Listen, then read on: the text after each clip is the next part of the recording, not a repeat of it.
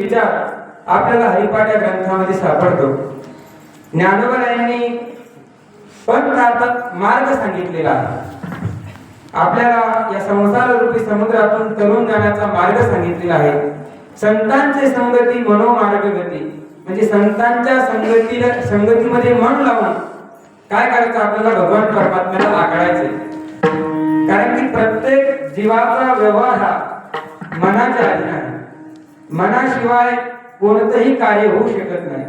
ज्ञानोबा म्हणतात, जर मनामध्ये एखाद्या वस्तूचा एखादं कार्य करण्याचा संकल्प नसेल तर इंद्रियांच्या द्वारे ते कार्य कोणी करत नाही. आवडते वृत्ती किरीटी आधी मनोनीती उठी मग ते वाचा जिठी कळासी. कोणतंही कार्य करायचं असेल तर अगोदर मनामध्ये संकल्प करावा लागतो. जसं आता मारुतीच्या मंदिरामध्ये, आपल्या गावामध्ये मारुतीचं मंदिर बांधलेलं आहे. आता या ठिकाणी रोज दर्शनासाठी कोण कोण येत आणि कोण कोण येत नाही, हात वर करून दाखवायला. सगळेच येतात आणि सगळेच येत नाही.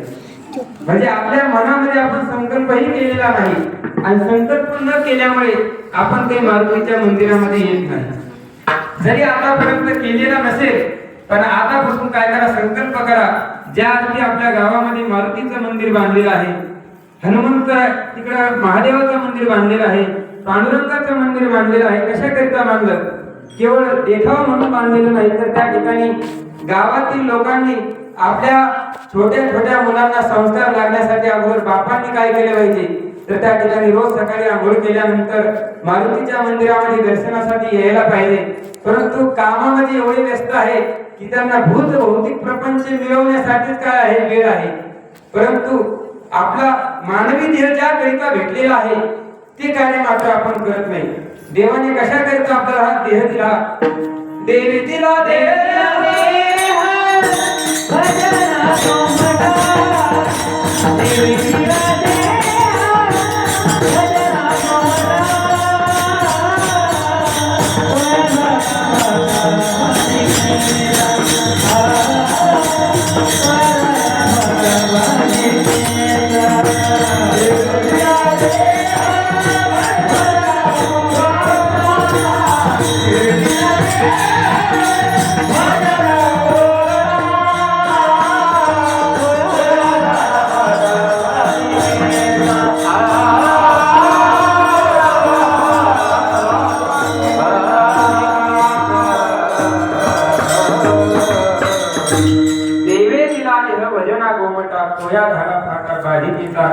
भगवान परमात्म्याने आपल्याला हा जो देह दिलाय तो भगवंताच्या प्राप्ती करता दिलाय.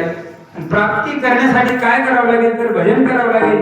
मग त्या भजनाचं स्वरूप काय?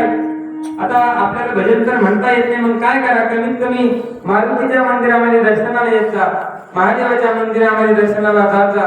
हा संकल्प प्रत्येकाने करावा आणि केलाही पाहिजे. कारण की तुमच्या आत्मकल्याणाचं साधन तुम्हाला प्राप्त होऊ शकेल. जर तुम्ही अशा प्रकारचं प्राथमिक कार्य जर केलं नाही तर अंतिम असणारं साध्य कसं प्राप्त व्हायचं? सांगायचा मुद्दा एकच की मनामध्ये संकल्प निर्माण झाल्यानंतर इंद्रियांच्या द्वारे तो पदार्थ प्राप्त करण्यासाठी आपण प्रयत्न करत असतो. आणि जर मनामध्ये संकल्प नसेल तर इंद्रियाच्या द्वारे तो पदार्थ प्राप्त करण्यासाठी आपण प्रयत्न करत नाही. वाचनी मनीची नाही ते वाचीशी उमटेली काही. अर्थात ज्ञानोबा सांगतात, मनामध्ये जर समजा आपण एखादा अभंग पाठ केलेला नसेल मनामध्ये, तर तो वाणीच्या द्वारे उच्चारण करून दाखवणं ही शक्य गोष्ट नाही. कशाप्रमाणे? तर ज्ञानोबांनी उदाहरण देखील दिलं, बीजे विन होई अंकुर असे. जर जमिनीमध्ये आपण बीज पेरलं नाही तर अंकुर उत्पन्न होईल का? होणार नाही. सांगायचं तात्पर्य एकच, कोणतंही कार्य करायचं असेल तर अगोदर मनामध्ये संकल्प व्हावा लागतो आणि मनामध्ये संकल्प झाला की त्या ठिकाणी इंद्रियाच्या द्वारे ती क्रिया होत असते. विठ्ठल